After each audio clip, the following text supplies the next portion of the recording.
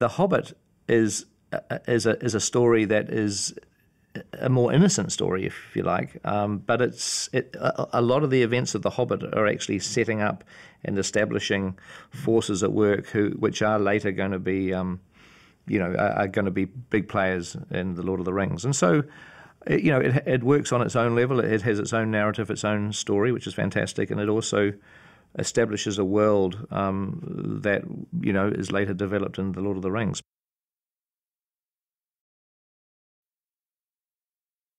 The one thing with hobbits is that they are very stealthy. They can sneak around unseen, which is, I guess, is why we've never seen hobbits, because they're there, but they choose not to show themselves. And that's exactly the quality that Gandalf the Wizard is looking for. And so he selects Bilbo Baggins, a hobbit that he's known since Bilbo was a young child. And as a child, Bilbo was very adventurous. He was very curious. He loved stories. Gandalf returns several years later and is kind of surprised to find that Bilbo is no longer that child anymore. He's become much more stuffy, much more conservative. But nonetheless, there's some quality in Bilbo that Gandalf thinks would be useful on this quest that he's about to undertake with the dwarves. And so you can't really say that Bilbo volunteers for the job of going on the quest. He sort of ends up on it despite his better instincts.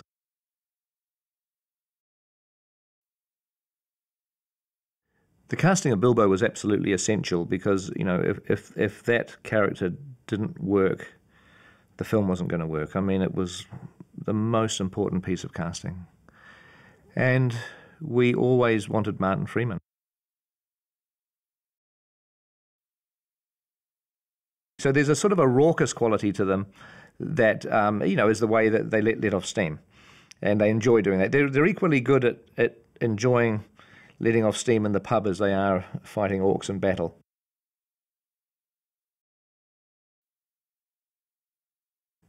One of the scary things about adapting The Hobbit is the fact there's 13 dwarves is really the bulk of your cast.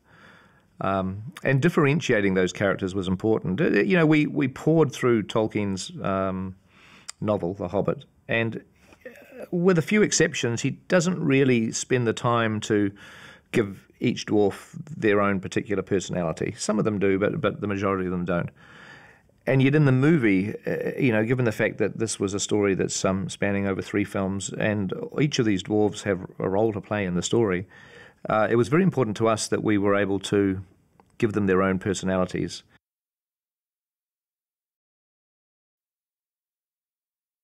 The character of Thorin, the leader of the dwarves, we wanted somebody who was going to have authority. And Richard Armitage is just, he is a most wonderfully quiet person in real life, and yet when he steps into the boots of Thorin Oakenshield, he totally takes control of that group.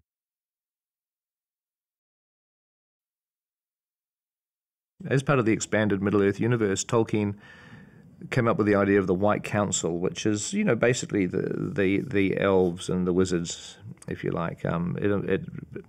Galadriel, Elrond, Saruman, Gandalf are part of the White Council, and he talks about that in the appendices. But they are like the Security Committee of the United Nations. They basically are there to protect Middle-earth, to keep their eye out for any sense of danger, for any evil that may be building or returning.